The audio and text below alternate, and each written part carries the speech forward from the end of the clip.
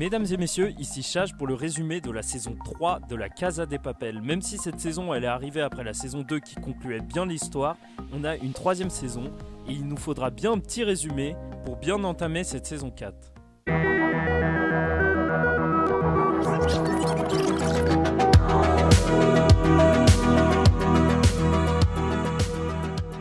Donc toute l'histoire de cette saison 3, elle commence avec Tokyo. On sait toujours pas pourquoi c'est elle le narrateur, mais bon, peut-être parce que c'est toujours elle qui fait tout foirer. Tout commence sur une île du Panama où tout se passe bien justement pour elle et Rio, mais elle commence à s'ennuyer, à être riche sur son île de rêve, normal, donc elle abandonne Rio qui va lui donner un téléphone pour essayer de rester en contact. En fait, par ordre du professeur, tout le monde est resté par paire, Helsinki et Nairobi, Monica et Denver, bien sûr avec le bébé qui est né entre-temps, Cincinnati, et le professeur et Rachel. Donc alors que le professeur avait interdit tout le monde d'utiliser des téléphones, Tokyo appelle Rio pour lui dire qu'elle va bien et ça va faire que Rio se fait repérer et se fait capturer.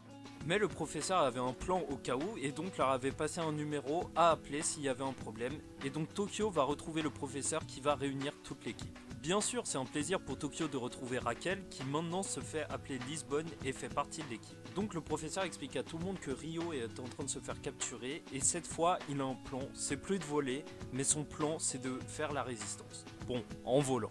Parce qu'il a prévu le plus gros casse de l'histoire, voler l'or de la Banque d'Espagne et ainsi déstabiliser le pays. Berlin à cette époque avait une copine avec la photo qui a suscité 1 milliard de théories et vivait dans un monastère où ils vont revenir pour étudier le nouveau plan du professeur. En fait ce nouveau plan c'est un peu une démonstration de force pour montrer qu'ils sont intouchables et que vaut mieux pas venir les chercher. Puis on a le début du braquage qui commence par un lâcher de 140 millions d'euros par un dirigeable. Ils vont alors pirater un écran sur une grande place publique et faire diffuser une vidéo où ils vont parler de la résistance. Le professeur dévoile son identité et demande juste que Rio soit jugé normalement. Prieto est encore sur le coup et va demander l'armée pour calmer toute la foule qui s'est amassée pour ramasser les billets. En plus de ça, ils ont tout prévu grâce à Lisbonne qui connaît assez bien les procédures et c'est le professeur et Lisbonne qui vont rester à l'extérieur gérer toute l'opération. En plus de ça, ils sont aidés par 65 Pakistanais qu'ils ont payés pour pirater toute la police. Même si la Banque d'Espagne est un des endroits les plus protégés du pays, ils ont un tank et des faux uniformes de militaires et ils vont réussir à rentrer dans la Banque d'Espagne. Grâce à leurs uniformes, ils ordonnent l'évacuation et referment les portes en gardant quelques otages. On découvre le nouveau vrai méchant de cette saison, Alicia Serra, qui est en train de torturer Rio en ce moment même alors qu'elle est enceinte. Une fois à l'intérieur, Tokyo et Nairobi ont pour mission de récupérer le chef de la banque. Mais tout va pas se passer hyper bien puisque Nairobi va être prise en otage, mais Tokyo va elle prendre en otage le chef. Mais au final, nos deux braqueuses vont réussir à s'enfuir dans un ascenseur. Et on se rend compte que le plan stresse beaucoup le professeur parce que c'est un plan qu'il n'a pas créé lui-même en fait. C'est un plan de l'ingénieur et de Berlin qu'il a repris. Parce que tout part en vrille quand les gardes du chef de la banque arrivent en plein milieu d'une salle et une grosse fusillade a lieu entre eux et l'équipe de braqueurs. L'ingénieur n'en sort vraiment pas indemne et se fait toucher par des éclats de verre dans son œil. De son côté, un des autres nouveaux personnages, Bogota, recrute des otages pour percer le coffre. Et même s'ils font semblant de prendre des personnes au hasard, ce sont des pros qui se sont infiltrés avant ce braquage.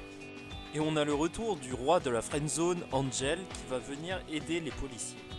Le plan il est vraiment bien élaboré puisqu'il y a des bombes partout pour que personne rentre et ils réussissent à percer le coffre et même si le coffre il est censé s'inonder directement, ils ont vraiment pensé à tout et il y a une chambre de dépressurisation, un truc de fou, qui a été installée. Donc ils vont commencer à réussir à enlever l'or petit à petit et ils vont le faire fondre pour justement le transporter sous forme de petites billes. La police elle va se rendre compte qu'elle est sur écoute et c'est le général Tamayo, un nouveau personnage, qui va prendre le relais sur l'affaire. Il faut dire que Lisbonne au début elle a vraiment peur de lui parce que lui il respecte pas les règles. On va découvrir comment le professeur il fait pour pas se repérer alors qu'il communique avec la police et en fait il utilise un système d'encodage à l'ancienne avec une grosse machine et surtout il utilise plusieurs téléphones qui se téléphonent entre eux pour être intraçables. Bien sûr c'est des vieux téléphones et ils vont être déplacés à chaque fois par Marseille, un des nouveaux personnages. Un tueur vétéran de la guerre qui a l'air pas si méchant de ça, et surtout végétarien. Un des premiers trucs que le général Tamayo il va faire, c'est d'appeler Arturo. Et Arturo, vu qu'il a le seum et que c'est notre personnage préféré, il va accuser Denver d'être le chef de toutes les opérations. On nous montre aussi qu'une certaine partie des otages ils vont soutenir les braqueurs. Mais justement le général Tamayo il veut reculer devant rien et il compte foncer à l'intérieur de la banque. Et c'est à ce moment-là que Denver il va sortir avec 2 grosses mallettes rouges. Et là ça va calmer tout le monde. En fait, ce qu'il y a à l'intérieur de ces mallettes, c'est les secrets de l'État espagnol, les secrets les plus honteux du pays. Et donc, alors que le gouvernement est en crise, c'est Alicia Sierra, justement la nouvelle enquêtrice, qui va arriver avec Rio, retransmis à la télé, vraiment mal en point. Et en fait, tout est calculé puisque c'était le professeur qui avait préparé tout le monde à faire semblant de se sentir vraiment mal, puisque grâce à ça, il gagne l'opinion publique en montrant qu'ils se sont fait torturer. C'est donc à ce moment que Alicia Sierra va prendre en main l'enquête et va commencer par parler directement à Lisbonne. Elle la connaît assez bien puisqu'ils ont travaillé ensemble et a surtout bien étudié le dossier. Elle sait que Lisbonne est partie avec sa fille et sa mère et que sa mère a Alzheimer. Et elle lui dit que certes cette vie de cavale c'est le rêve pour elle, mais que c'est vraiment pas bien pour sa famille et elle lui propose un marché. Bon, c'est sûr qu'elle l'accepte pas, mais ça va créer des tensions entre le professeur et Lisbonne. Puis, on arrive à une des scènes que j'ai préférées lors de cette saison. C'est une embrouille personnelle entre les personnages, parce que oui, tous les braqueurs, en fait, ils ont vraiment des personnalités fortes. Et c'est une embrouille entre l'ingénieur et Nairobi. L'ingénieur, il va se moquer de Nairobi en lui disant qu'elle a pas de courage et qu'elle est ridicule à aimer Helsinki qui est gay. Mais Nairobi, elle va lui dire que le courage, justement, c'est d'avouer ses sentiments, et c'est ce qu'il a jamais pu faire, lui, l'ingénieur, puisqu'en réalité, lui, il a jamais eu le courage d'avouer ses sentiments à Berlin. Non mais Nairobi, depuis le début, c'est clairement le meilleur personnage de cette série. Franchement, c'est le personnage que je kiffe le plus, et lâchez un like si vous aimez aussi Nairobi. Puis on se retrouve encore une fois dans un flashback avec Berlin où justement le professeur lui demandait de quitter sa copine, comme quoi il pouvait vraiment pas avoir confiance en elle, même si c'était une voleuse elle aussi, il devrait pas faire interférer ses sentiments avec le casse. Et c'est vrai que c'est ça qui va mener le professeur à sa perte en cette fin de saison. Et en plus c'est bizarre quand même, ça nous fait plusieurs flashbacks où justement on parle de Tatiana, comme quoi peut-être qu'elle reviendrait. En tout cas, du côté du gouvernement qui a peur de laisser fuiter ses secrets, Alicia, elle a un plan pour ça. Et c'est tout bête, mais c'est de noyer les informations en partageant plein de fausses informations mélangées au vrai pour que personne sache démêler le vrai du faux. Hormis ça, t'as Denver qui va commencer à aider un des otages qui est amoureux d'une fille à justement concrétiser cette relation. Il va essayer de lui donner confiance en lui. À l'intérieur, ils vont recevoir une attaque des forces spéciales qui vont contrecarrer assez facilement. Et vont s'en servir puisqu'ils vont les déshabiller et les forcer à chanter Bella Ciao, ce qui ridiculise complètement le gouvernement.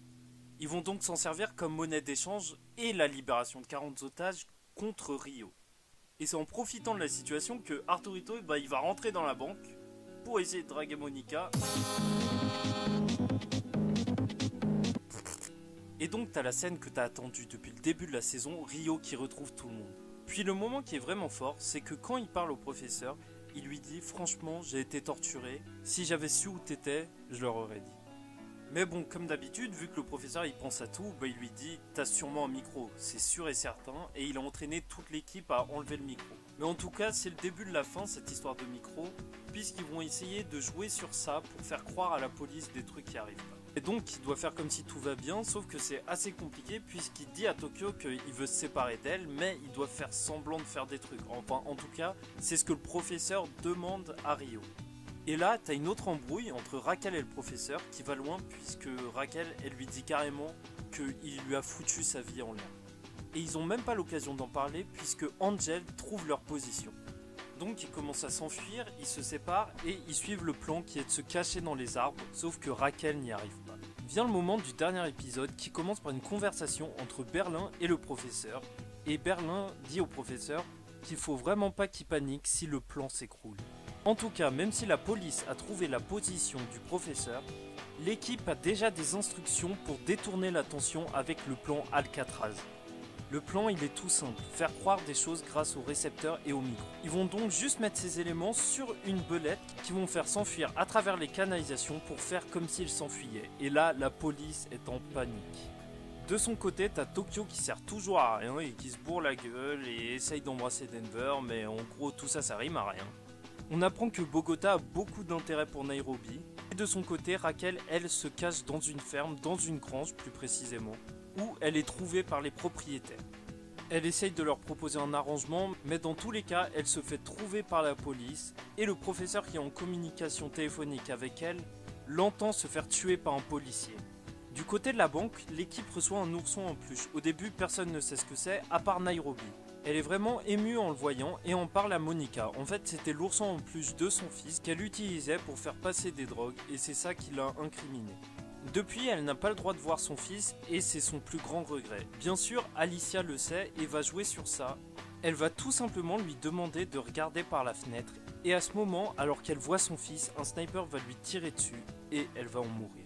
Finalement, le professeur n'en peut plus. Après avoir entendu ça, et en plus d'avoir entendu Raquel supplier pour survivre et se faire tuer, il décide de tout abandonner et de déclarer la guerre. C'est là qu'on voit l'équipe tirer au lance-roquettes sur un tank. Et alors que c'était un combat avec l'opinion publique pour la résistance, les seules images qui restent à la fin ne sont plus l'image de braqueurs non violents, mais de policiers enflammés. Mais le pire, c'est que le professeur s'est fait prendre à son propre jeu et que les policiers ont utilisé le micro et ont fait semblant que Raquel meurt.